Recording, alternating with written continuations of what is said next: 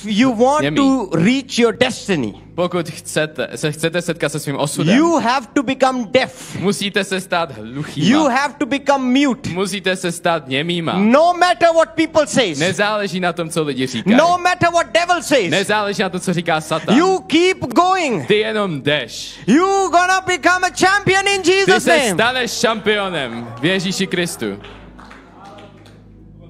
If you listen Pokud posloucháš to the opinions na názorům of a human being, lidských bytostí, you will never be prosper. nikdy neuspěješ.